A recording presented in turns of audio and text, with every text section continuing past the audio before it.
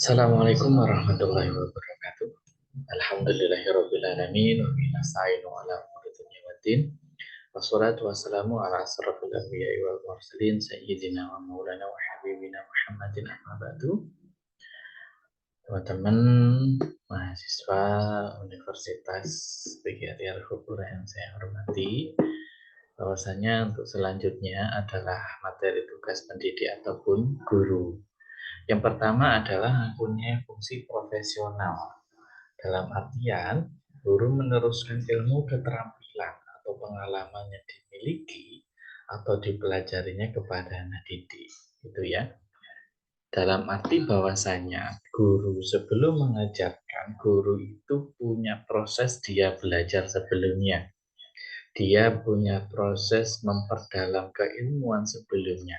Sehingga jika dia guru, itu jika sudah terampil, sudah pengalaman, maka selanjutnya tugas dia adalah meneruskan keilmuannya, meneruskan keterampilannya, meneruskan pengalamannya kepada anak didiknya. Gitu ya.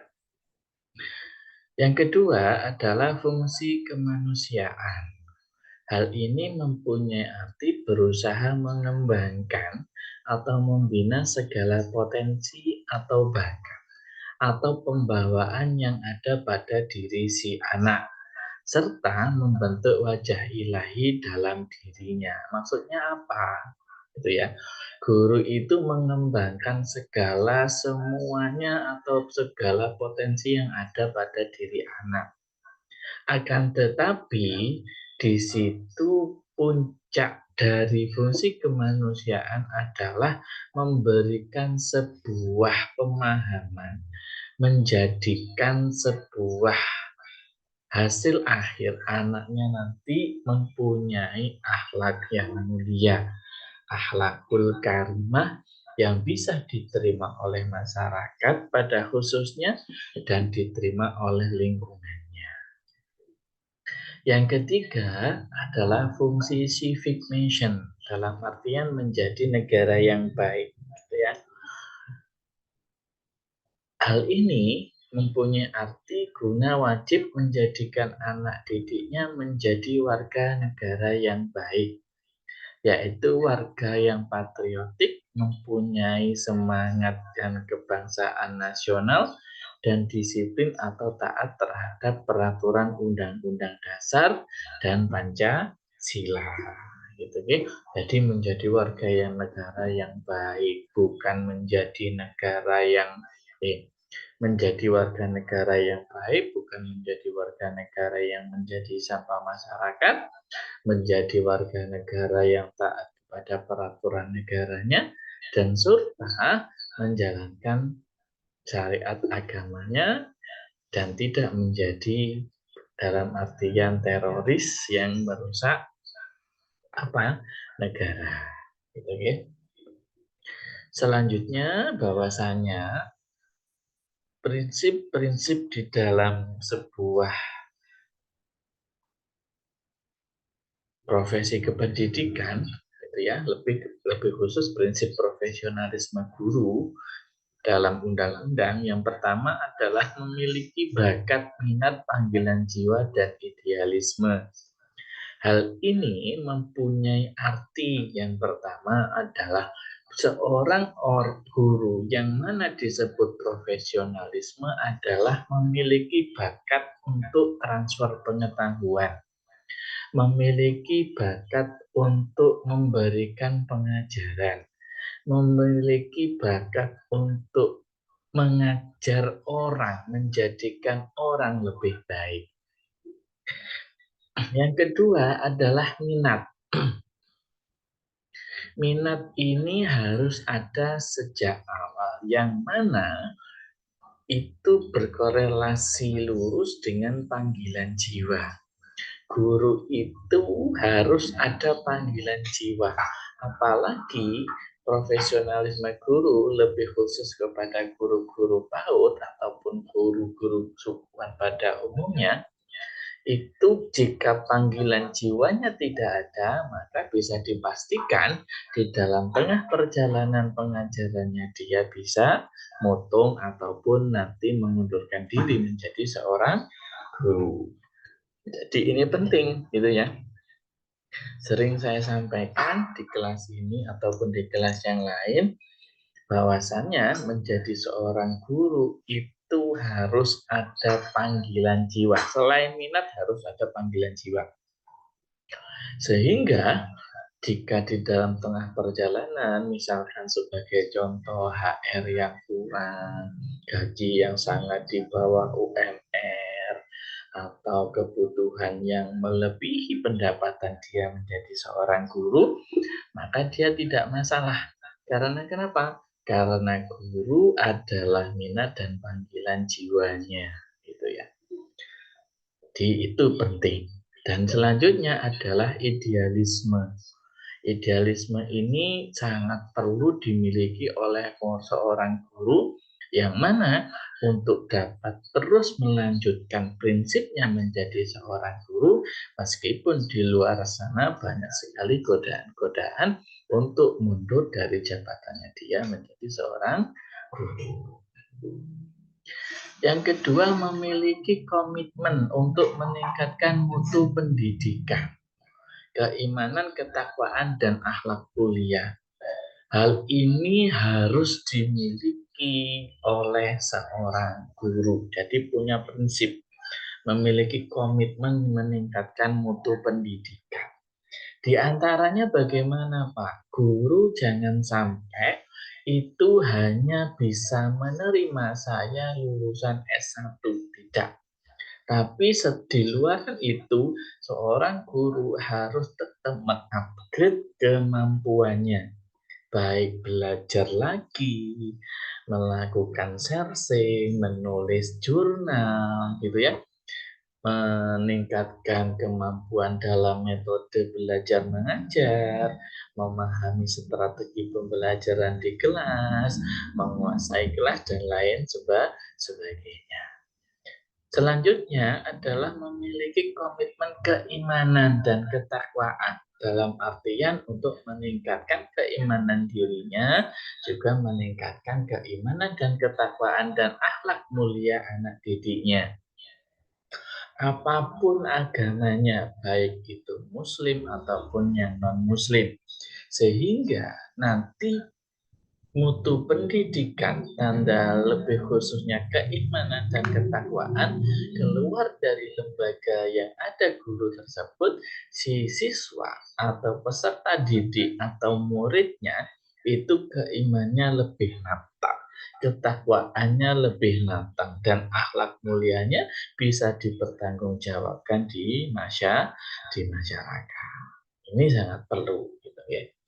Yang ketiga, memiliki kualifikasi akademik dan latar belakang pendidikan sesuai bidang tugas.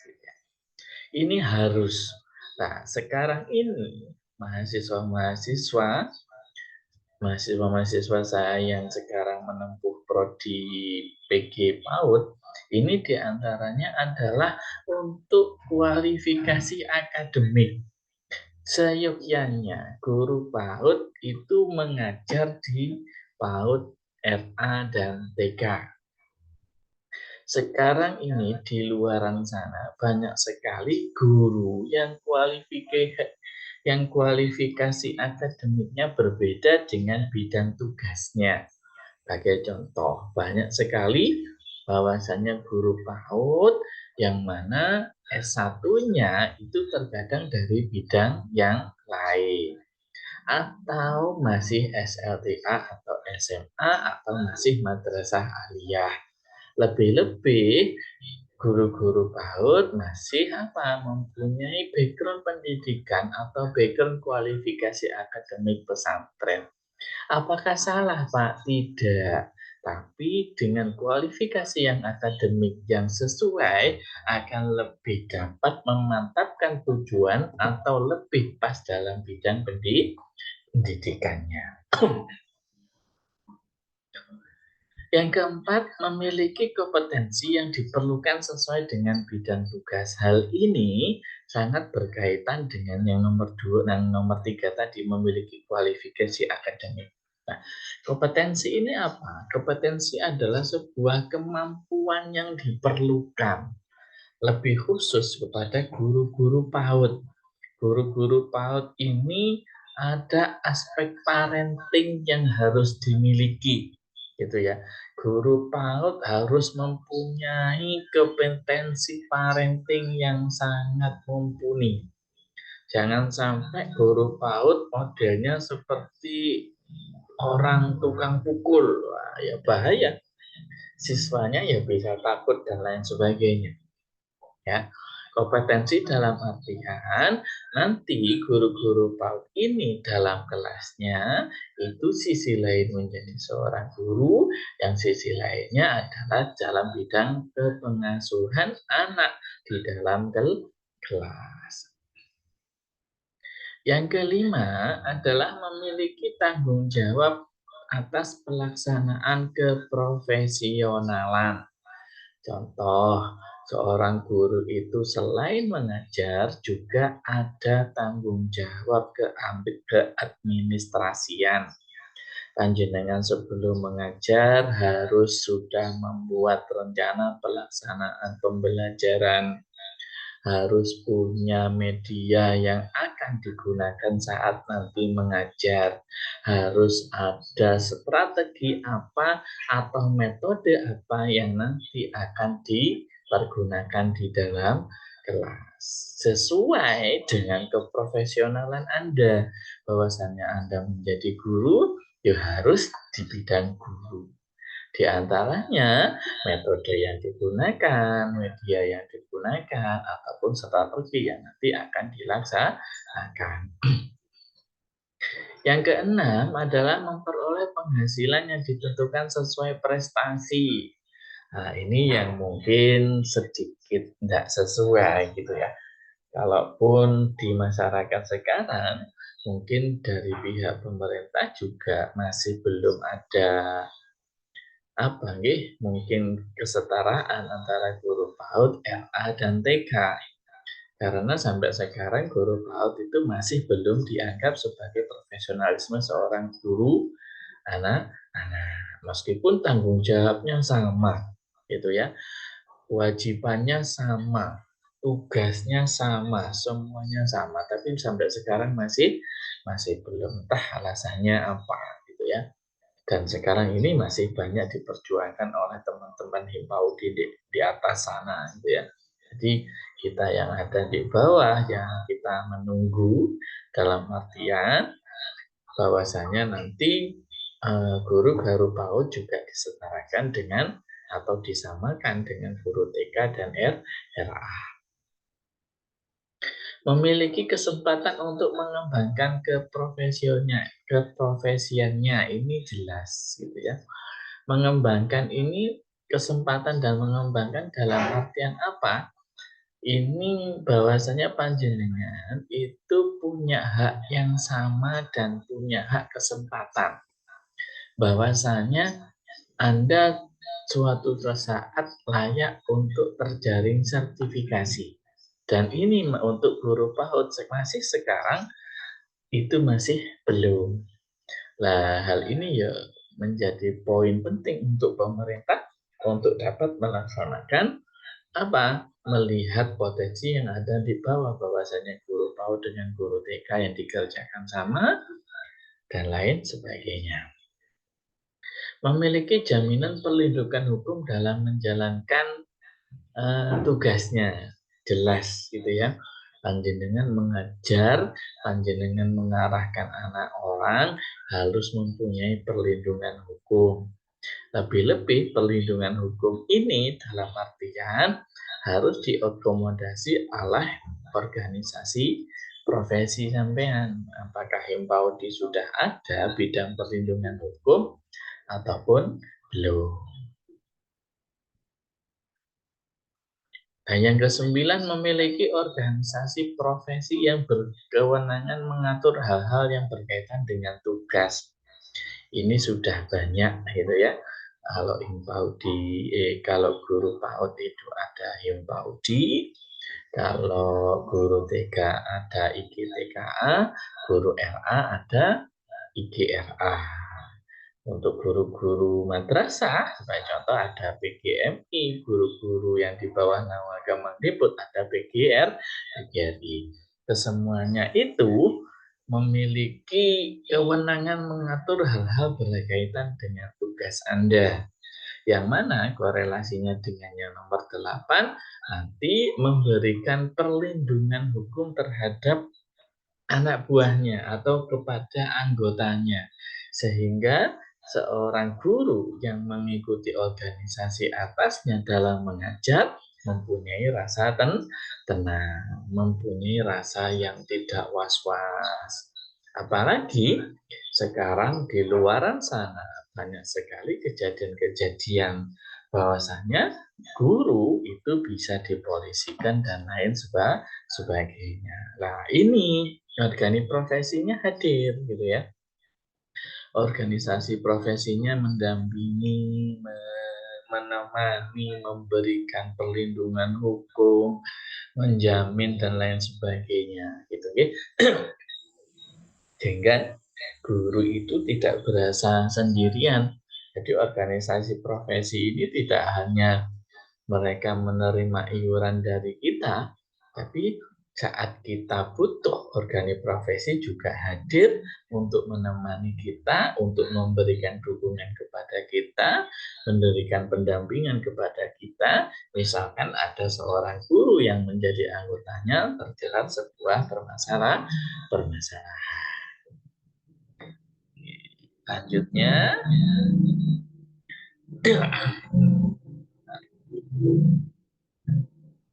kompetensi guru di dalam proses belajar mengajar menurut Roni R. Semiawan. Yang pertama harus knowledge kriteria. Jadi harus punya kriteria pengetahuan.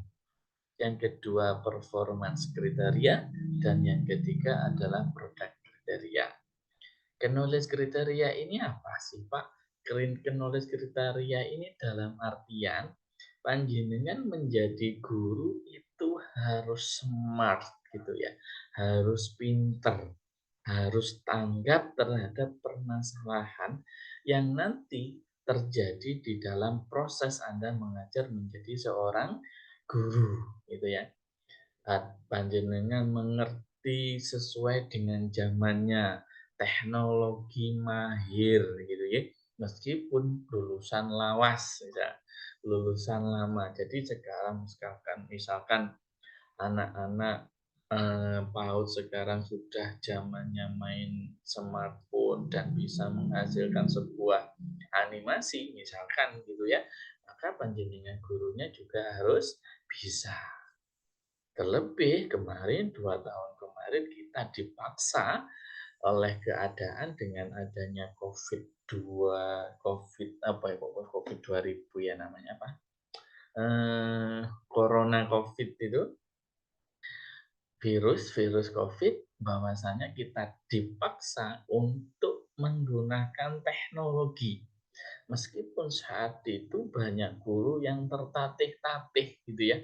Banyak guru yang kewalahan, bagaimana sih Pak caranya saya pembelajaran, yang mana pembelajarannya itu tetap berlangsung meskipun menggunakan teknologi, menggunakan Zoom, Google Meet, dan lain sebagainya. Gitu ya. Kita dipaksa untuk itu. Dan sekarang alhamdulillah guru-guru dengan istilah daring, dengan istilah online itu sudah tidak asing lagi. Yang kedua adalah performance kriteria. Ini adalah kriteria penampilannya sampean. Guru lebih khusus guru PAUD harus tampak nyaman dilihat, harus tampak cantik gitu ya, harus tampak elegan, tanda kutip, meskipun yang dipakai tidak harus mahal. Kenapa? Lebih khusus guru PAUD itu harus tampak cantik. Karena apa? Karena anak didik Anda ini punya mulut yang ringnya nggak ada. Berbeda saat panjenengan menjadi guru SMP ataupun SMA gitu ya. Anak didiknya itu mereka mungkin bisik-bisik, tapi kalau anak PAUD misalkan panjenengan bajunya kotor, itu pasti akan dibicarakan di depan Anda, kemudian akan dilaporkan kepada orang tuanya, misalkan bu guru A bau gitu ya, bu guru B nggak mandi dan lain sebagainya. Ya meskipun di dalam teori-teori ini tidak ada gitu ya. Performan saya itu menganjurkan dan menyarankan guru PAUD harus cantik gitu ya. Guru PAUD harus fashionable meskipun yang dipakai tidak harus mahal. Kalaupun pun panjenengan memakai hijab, ya setidaknya hijabnya ya jangan 1, 2, tapi sebanyak hari. Itu ya, misalkan hari Senin sampai hari Ahad itu ada 8 atau 7 hari, gitu ya. Setidaknya ya punya 7 hijab. Kenapa demikian? Karena tanpa panjenengan sadari, seorang siswa itu akan memperhatikan tampilan Anda. Seorang siswa, khususnya anak PAUD itu akan memperhatikan itu. Dan terlebih performanya ya apa? Usahakan memakai parfum gitu karena ada proses fisikal gitu ya, ada proses sentuhan. Berbeda saat guru SMP dan SMA itu tidak ada proses sentuhan. Kalau anak PAUD pasti ada proses panjenengan suatu saat dipeluk, panjenengan juga memeluk dan lain sebagainya. Yang ketiga adalah kriteria produk hasil akhir gitu ya.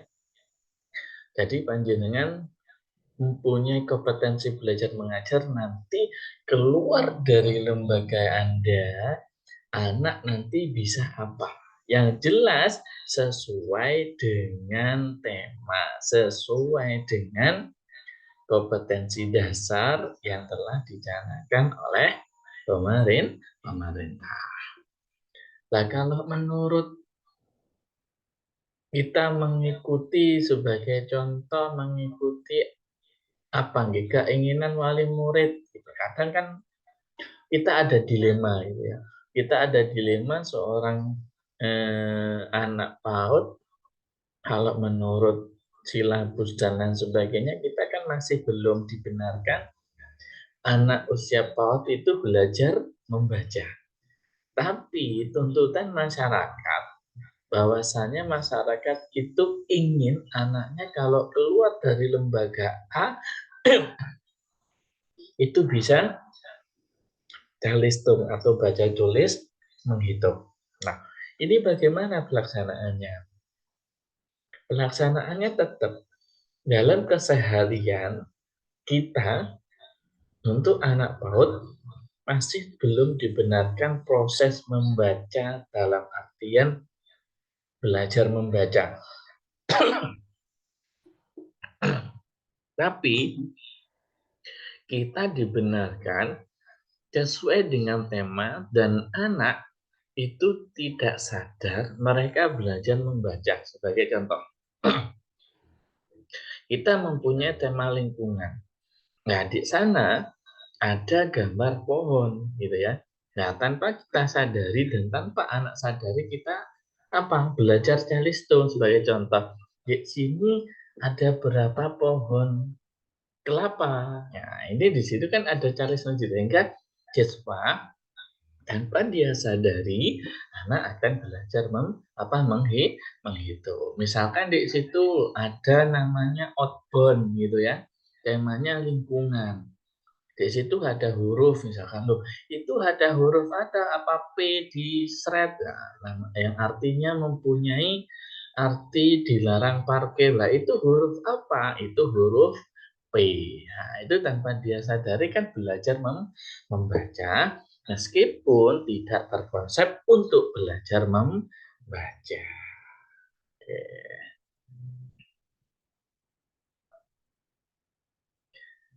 Oke, terima kasih untuk pertemuan hari ini. Bisa dilanjut pertemuan selanjutnya. Terima kasih. Assalamualaikum warahmatullahi wabarakatuh.